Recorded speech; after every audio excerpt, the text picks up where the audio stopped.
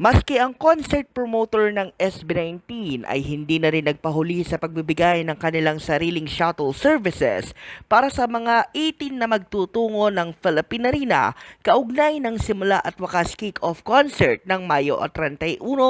Abiso ng Live Nation Philippines pasado alas 12 ng tanghali ngayong Martes, magkakaroon ng mga available shuttle service tickets ang kanilang konsyerto simula alas 10 ng umaga ng Marso 26 sa pamamagitan ng smtickets.com. Nagkakahalaga ang bawat round trip tickets ng 450 pesos bawat isa at magmumula ang mga naturang shuttle services sa Vertis North patungo ng Philippine Arena. Mayroon ding sariling shuttle service routes ang Live Nation mula SM Mall of Asia patungong Philippine Arena din. Bawat bus ay aalis kada 30 minutos. Alas 10 ng umaga hanggang alas 3 ng hapon ang availability ng bawat bus mula Vertis North, habang ang mga magmumula naman ng SM MOA ay alas 10 ng umaga hanggang alas 2 lamang ng hapon. Malayang makakapamili ang mga 18 ng kanilang bus na po pwedeng sakyan,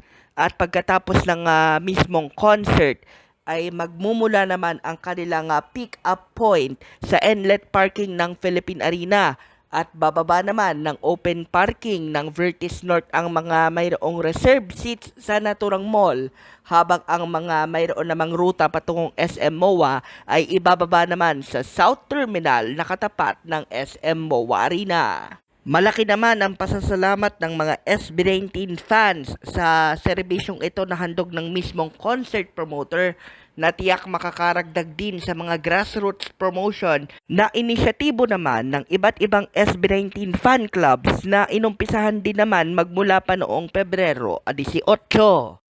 Kabilang dyan ang Sobas 19, 18 patungong simula at wakas grassroots shuttle bus project na pinagsama-samang buuin ng mga grupong tulad ng SB1918PH, The Pablo Houses, JCSD Guild, Estel Houses, Casa Sinag at ang Aming Jahanan, na nakakalikom na ng lagpas 200,000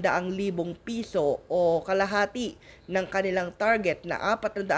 piso upang makaarkila ng 6 na shuttle buses sa kanilang i-design upang magsilbing tagahatid sundo ng mga concert goers din patungong Philippine Arena.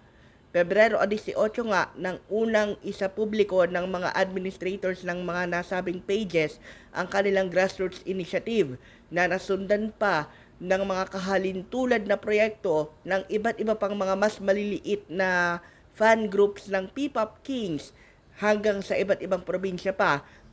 Kabilang na nga ho diyan, mga kamabuhay, ang ilan na nagmula pa ng Cebu. Para sa Mabuhay Radio News na walang takot, walang pinapaboran, ito ang Senbat sa Patrol Number 2, Stephen Saras Perez.